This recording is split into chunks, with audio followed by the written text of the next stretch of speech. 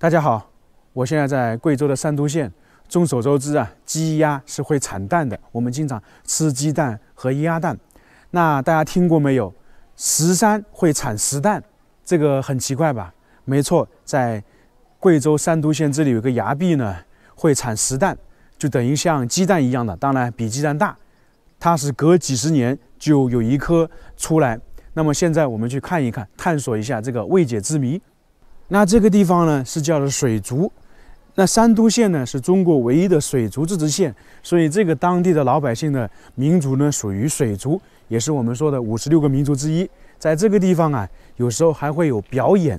假如说我们去苗族，有迎宾，有表演，它这个水族也是一样的。其实各个少数民族啊都有它的特色。这个地方是叫做咕噜景区，那么其实呢，在最里面就叫咕噜产蛋崖。它整个这个景区呢，是因为有一个传统村寨而得名，大概规划面积是4.5平方公里。特别是这个原生态村落里面的房子非常奇怪，它呢房屋是依山而建的，就是说人楼居梯而上的建筑，再现了百年民居古朴庄重。为什么呢？大家明显能看到这个房子啊是一层层上去的，然后人居住上面有梯子这样一直笔直上去，是不是很奇怪？看看这个建筑是不是很有意思？牛头，然后这个感觉像走到一个村寨里面一样的。这里有一座桥，上面一些字很奇怪，应该没见过这样的字吧？这个就是水族的文字，上面是几个字呢？财源桥。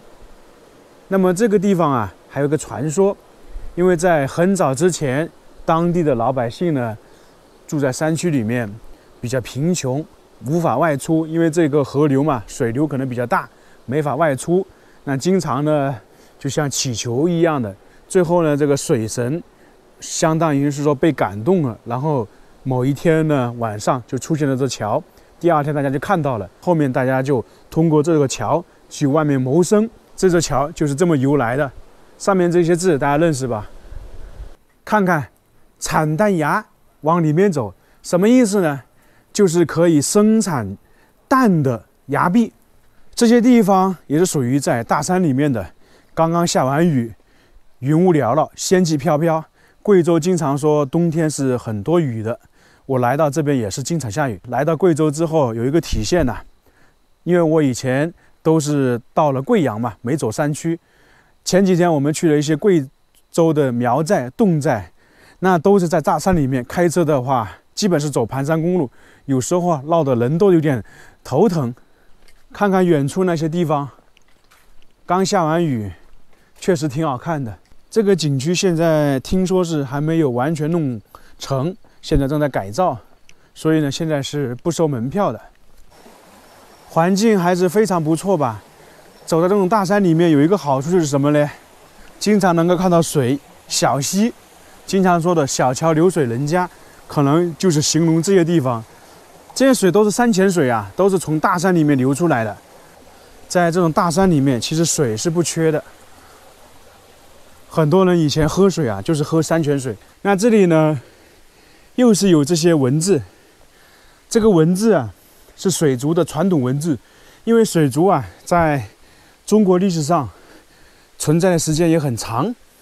其实也可以这样说，正是因为有了水族文字，它这个水族呢，才这样一直保存、流传下来、成长下来。因为很多东西啊是要靠文字的。现在我们来到这个地方，就是咕噜产蛋崖，可以看到后面呢是一片石山，石山下面呢有很多石头，就是被俗称的石蛋，跟鸡蛋类似。现在去仔细看一下，近距离的看一下，大家现在发现没有？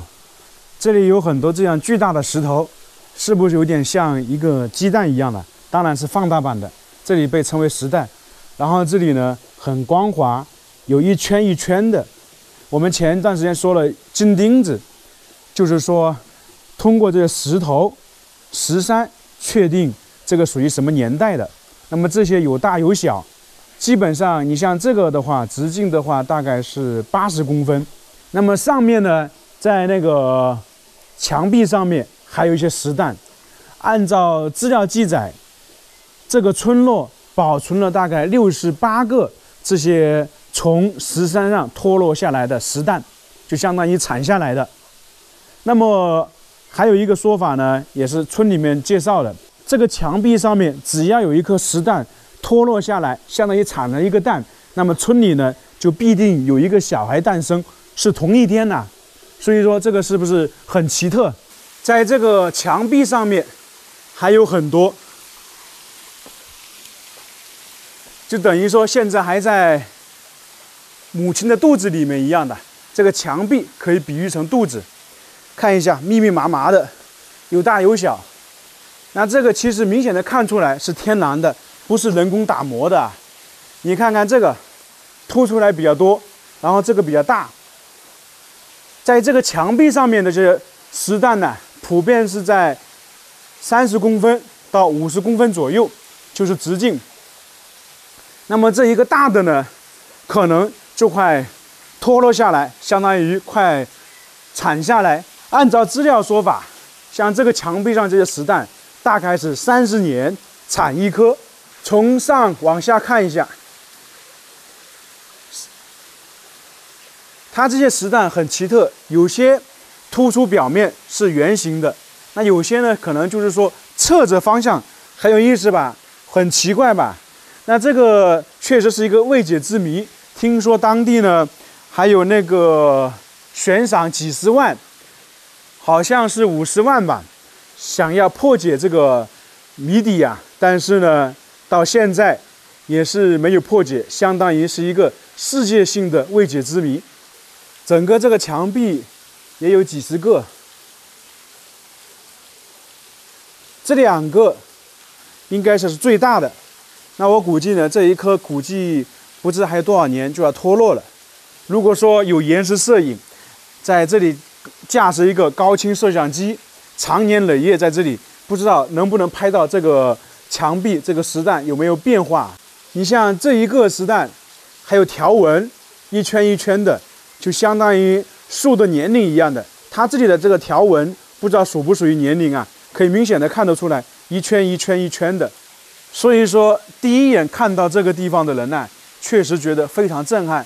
那么可以通俗一点呢，这个墙壁、崖壁相当于是鸡鸭的肚子，这些石蛋呢，相当于就是鸡蛋或者鸭蛋。当然了，这肯定是不能吃的。它这里的石蛋，每个壁面上还是有点区别的。像这一块的比较小，然后呢，相当于是侧边凸出来的。旁边呢，就相当于是主部分凸出来，可以明显的看得出来嘛。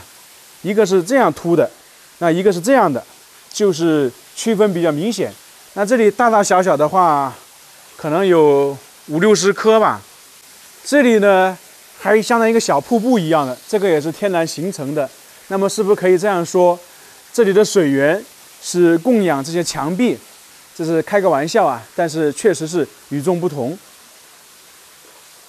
大家如果见过的话，可以说一下其他地方还有没有？那刚刚我们看了这么多，并且也说了，它这个石头大概30年会铲下一个石蛋下来。那么铲下来应该有痕迹嘛？我们看看眼前这个洞穴、洞窟。那这个地方是不是就是石蛋脱落的痕迹啊？应该像吧？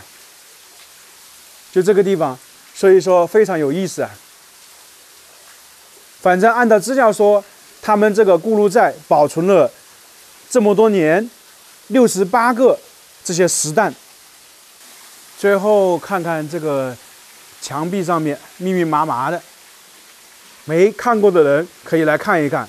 希望呢，我们说以后来看的时候，这个墙壁上面这些石蛋有变化，有脱落下来的，或者说有些小的变大了，希望是如此。